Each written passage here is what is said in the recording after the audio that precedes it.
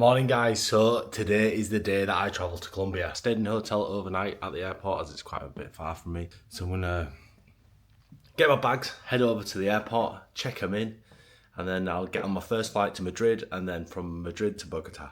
Bogota? I think that's how you say it. But yeah guys, let's go. Guys, I'm now in the airport where I'm waiting to board my flight to Colombia.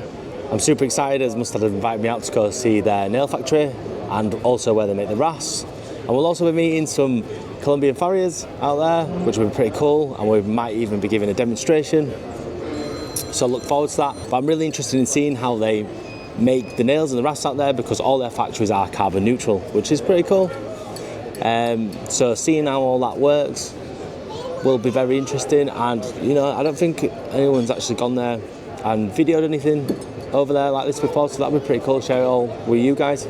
Mustad are a great company. They're one of the biggest horseshoe manufacturers in the world. Well, they are the biggest horseshoe manufacturer in the world, and also make the best nails.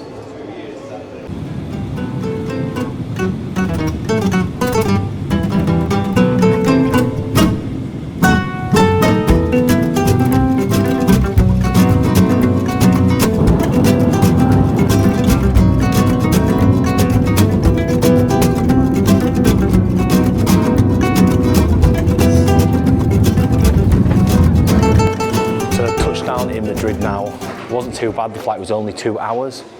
Can't complain, my bum was a little bit numb, but other than that it was alright. Got like an hour to wait here now until I board the next flight, and that'll take me straight there.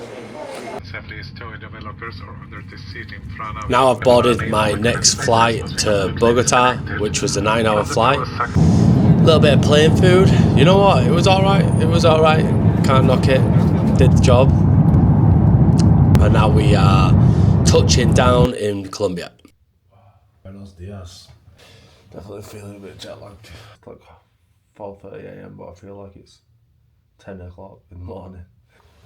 I'm just gonna get up. I'll show you guys my hotel room.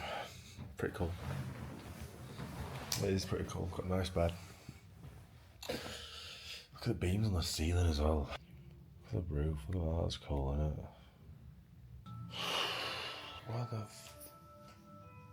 This is the master bedroom. The bed's absolutely perfect, I'm telling you. That is a soft bed, my god. Like hallway area. I actually have even hung 2 shirts up.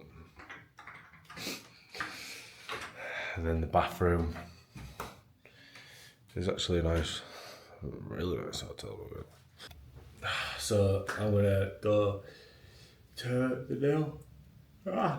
the nail factory this morning.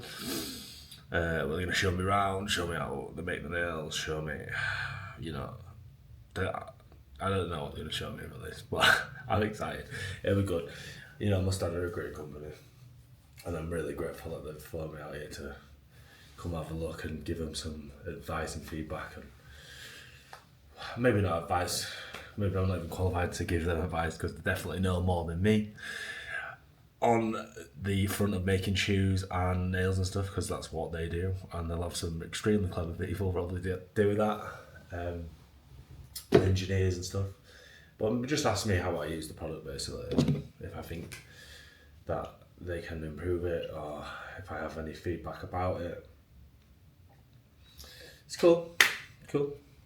So we're now on our way to the Mustad factory where they make the horseshoe nails, and this is Paolo. Now Paolo is a good friend of mine, and he has a very important job for Mustad, don't you? You have the most important job, you guys. I'm responsible for the operations of the group, meaning I'm responsible for all the production facilities and logistics within Mustad. And he's always travelling around the world making sure everyone's doing the job out here. A little bit. But yeah, he's a really cool guy, and we're about how far off the factory now? Half an hour. About half an hour. But it's nice, Colombia. Nice. Bit rainy. Yeah, a little bit rainy, but very green, beautiful. Hello. So we're now going on a little tour of the factory. This is where they make all the nails. They produce over 1 million nails a day. That is pretty crazy. That's a lot of nails. It's a cool place. tube. They've got a lot of health and safety measurements in, guys. Don't forget your PPE. This is the raw material that they start with, that they use to make the horseshoe nails. And then they thread it through these huge machines which will cut and press it into the correct dimensions that they need for the size of nail. And then here it comes out the other side. Crazy really. And yeah, these machines, there's quite a few of them, and they print over 1 million nails a day. Then after this process, they go into another machine where they are boxed up. How do you know how many are put in a box? How many? How many nails go in a box? Okay. When we set up the machine, we count, for example, if we have 250, Yeah. 250, we count and we set up the stage. Right, So yeah, it's all by measurement. measurement. This way is 200. Yeah. Precise And time. the machine rejects if the weight is not correct, Yeah. the machine rejects. Makes sense. That's the procedure. Where they make the boxes. Yeah. Machine makes the box.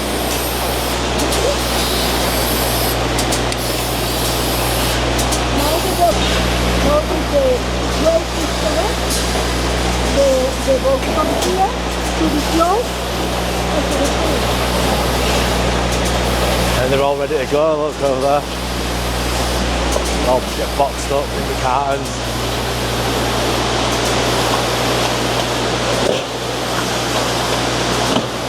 That's my factory tour finished. Pretty cool. I mean, I never understood how much depth went into making horseshoe nails, and believe me, it is extremely deep. Even down to how they use the machines to measure the precision of the diameter of the shaft, the head, everything. Honestly, these guys have it down really well. Like, it's crazy the amount of technology they use to produce these nails. And you know, it's important because these nails do drive up horses' walls, and if they are not the right measurement or diameter, or the way they even bend, it could be dangerous for the horse. So it's cool to see how much thought goes into it. You know, the technology they use, the machines. I mean, they had some machines in that room that were like $250,000, $300,000 a piece. They had like 4 or 5 machines in there.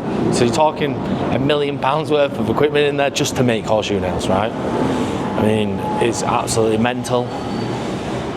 This factory produces all the horseshoe nails in the world, all the Mustad horseshoe nails. So it's cool. That's the day one done. We're gonna head back to our hotel now, freshen up. Ciao, ciao. Nice to meet you. Give me a kiss. Mwah. See you soon. Ciao, ciao, ciao. That was one of the lovely ladies that works here. Honestly, everyone that has been here, the Colombian people are lovely. Let me tell you that. Lovely, honestly. So nice, so welcoming. I've really enjoyed meeting all these people here. They've been so welcoming and nice.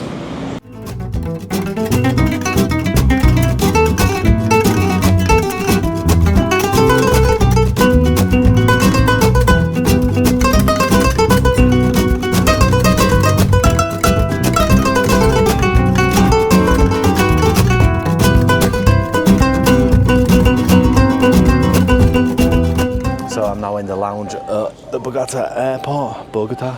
I'm going to be boarding a flight to the Medellin. Oh God, I'm butchering this, guys. I'll be honest. I need to learn to speak. The Medellin. Anyway, now I'm going to go see the factory where they make all the rasp. Pretty cool. Like, if it's anything like the factory yesterday, wow. I'm told it's even better. So I look forward to that. But yeah, catching a lot of flights. Caught up with the jet lag a little bit. I managed to sleep last night for 7 hours, so feeling a bit fresher today. Here he comes, Danny boy. He's got the coffees. Cheers, mate. Thank you. No leche. No leche. What does that mean? No milk. No milk. No leche. So yeah, I've got a flight. It's only about 45 minutes, and then we're going to go straight to the factory and meet the team. Yeah, Colombia's beautiful. Food's been unreal so far. How's the trip, Danny? Epic. Yeah, it's good. Having fun? Yeah, good. Yeah. We're now at the Mustad Rasp factory. Now look at this big piece of metal there. That is the raw material that they start with for the rasp. A bit similar to the nails, and then they'll thread it through this big machine, and this machine will measure it out to be the right size and dimension to form the rasp, and they'll thread it through here, and then that'll press it and crop it to make the right size and shape. And you'll see in a minute there's a load of blank rasps that are laid out, they don't have a pattern on yet. And this is the first stage of the process to make the rasp. Then after this, they'll go on to have the pattern put in. Now this is very important. The pattern is very, very important, because if this isn't right, then the rasp isn't going to cut right. They put a lot of work into this, trust me. They have labs, they have staff that devote all their time to making sure these patterns are right. After that, they go into a hardening process here.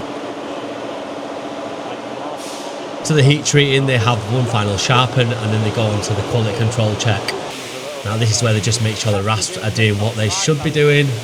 They'll just run a piece of wood over it, make sure it's cutting and stuff's not getting stuck. Danny's demonstrating this for us now. He did a really good job of that. Well done, Danny, mate. One big DE. One big Danny lad. Some man.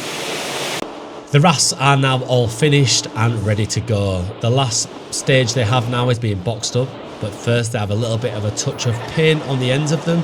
Now the paint is really to distinguish what style of rasp is what, as there's a few different styles of Heller rasps. The green is simply the Heller XL, a really good rasp, cuts really well, really smooth finish. And then once that's been done, they are prepared to be boxed up, and they'll be put into cartons and carton into boxes to be distributed around the world. You know, you can't knock these guys. They've got a really good system going here. They've got a job for everything, and all the people know exactly what they're doing, and the process runs really, really smoothly. I've got to say, I was really, really impressed with what these guys have got going on here. It's quite the operation. I've just got back from the tour around the factory that make the rasps over here, and this is Diego. Hi, I'm Diego. I'm the production manager from Latin America for the Mustad group. Yeah. This is a very important man. He looks after all of South America. Yeah. Yeah. Argentina, Brazil, And Colombia also. Colombia. Yeah. Producing rasp, producing horseshoe nails, producing horseshoes in steel and aluminium. Yeah. And he makes sure everything runs smooth. And how long have you worked for Mustad? I have been working here from 20 years. Yeah, 20 years. I call it the Mustad curse. It's like everybody that works at Mustad never leaves. No. No, never leaves. So, you know, they're doing something right, because everyone really enjoys working for them. Yeah. But the country is beautiful, honestly, and the people are so welcoming. Yes, totally. Food is exceptional. But yeah, we had a lot of fun. Tomorrow I'm going to be going to do a clinic with Danny, one of the forges locally. Yeah. And there'll be other farriers there. Danny's going to give him a little demo. I'm going to help him out. It'd be cool to meet some of the local farriers here. 12 or 14. Yeah, 12, 14 farriers going to be there. That's a lot, yeah. It'll be good. But tonight we're going to go out for some food. Cheers. And yeah, maybe have a couple of beers. You have to work and enjoy. Yeah, you have to work hard, play hard. Oh yeah. Have you seen my steak, boy? That's good, done it, Danny. Good scran. Where'd you get shot Brown? Morning, so it is day number 3 now, and we are going to be going to the forge to meet some of the farriers. Should be pretty fun, shouldn't it, Danny? Yeah, it's gonna be good. Yeah, Danny's doing a little demo, aren't you? I am. So are you. Yeah, so am I. Yeah, Danny's going to be going through a roadster shoe, a cork and wedge, very traditional shoe, and he's going to be showing how you make and fit them. Pretty cool stuff. I'm excited just to meet some Colombian farriers. Tell you what though, I slept terrible. Not getting used to the jet lag at all. Like, 4 o'clock morning every morning. yeah, 4 AM. Like last night, got in bed at 11 and thought, yeah, I'll get my head down for a few hours here, get up at 7 or so. And then 4 AM, wide awake. Like walking around the hotel, looking for breakfast. It's typical. By the time we'll adapt to it, we'll have to go home, won't we? Yeah. You just won't go to bed tonight. Yeah, that's it. Now this horse has quite the gait. Spanish dressage You've test. never ever seen anything like this before. So this is a Pasofino, and they do it's almost like a dance, and they'll have to perform a certain beat to a song, from what I understand. Pretty cool. Never ever seen anything like this. We don't have anything like it in Europe. You know, it's very traditional over here to have horses like this. And the competitions they run here are huge. Apparently there's loads and loads of people that are involved in it. Look at that. Never ever seen anything like that. It's crazy. Yeah, they have a lot of control on them. A lot of rider control going on here. It's very, very impressive. Thank you for all attending. Mustad pay for me and Sam to come over and give you a workshop. Then we're back in the centre. Ahora marca el centro, ¿verdad? I always go 3/4 of the reach. Off center. Off centre. Siempre va 3/4 de Danny Elliott's now just giving his demo on how to make a corker wedge. The guy's a bit of a wizard on the anvil, and he's a really, really good teacher, more importantly. He can explain things in a very, very good way that you'll be able to understand it, you know. A lot of people know how to do things in life, but sometimes trying to teach other people how to do it is a completely different skill in itself, and it's something Danny can do very, very well. So it's nice and soft.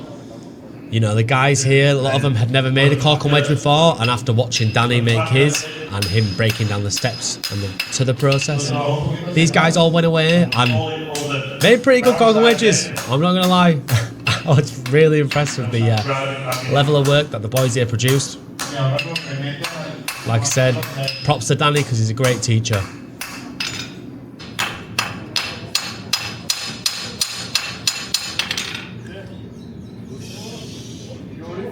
Really simple process. Con agua, burbujita de nada.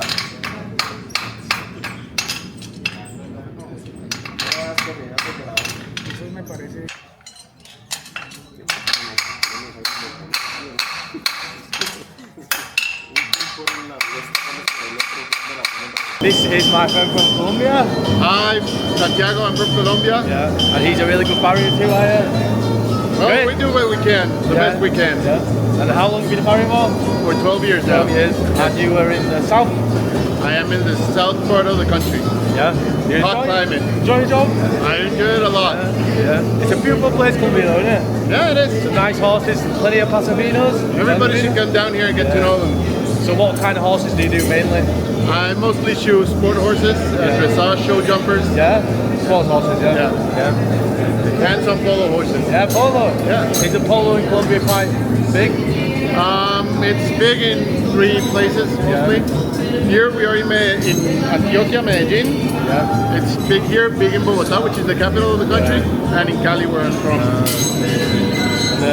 What's the weather like where you're from? Hot, isn't it? Hot. Yeah. 28, 30 degrees on a good day. Yeah. And in the north it's a bit cooler. It's cooler. Yeah.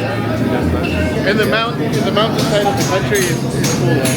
But it's still green. The out north here. part of the country is beaches, a desert. And what did you think of Danny's demo? Oh, Yeah, good. it was Yeah. awesome. It's And you great. can have a go at making. It makes it look so easy. Yeah, he does. Yeah. We'll see how you get on now. Yeah. Huh? Yeah. We'll see. Vamos, vamos. Vamos. So Danny gave a little demonstration on how to make a corker wedge, and now all the guys are having a go at him. It's cool. It's cool.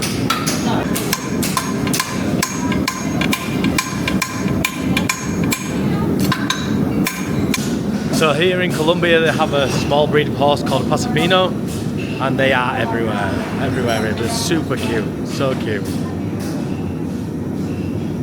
They've got tiny, tiny little hooves, and I guess they're bred for being extremely light but fast.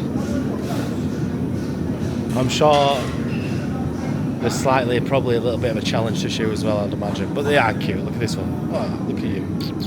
Beautiful. And now this is a proper traditional Spanish horse. So cute. Look at this one. What are you doing, pal?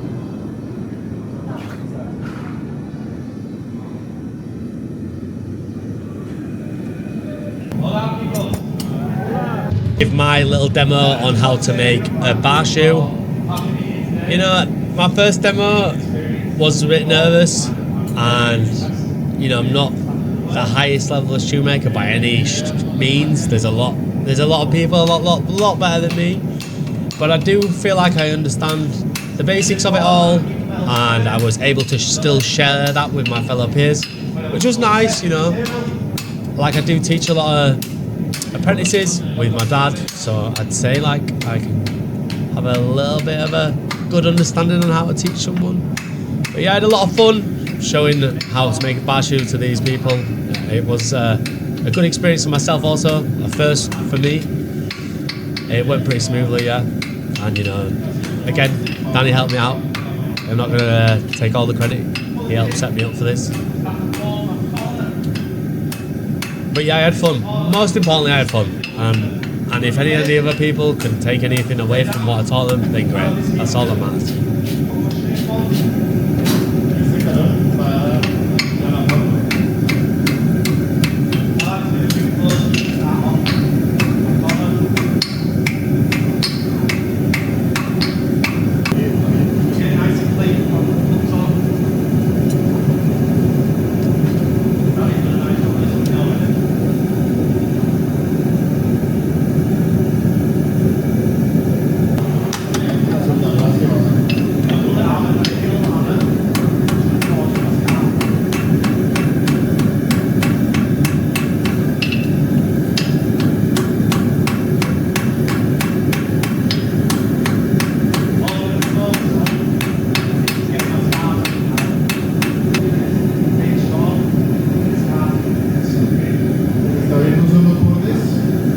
So we actually held like a little bit of a competition after the boys watched Danny and me do the demo. They all had a go at making a cork and wedge.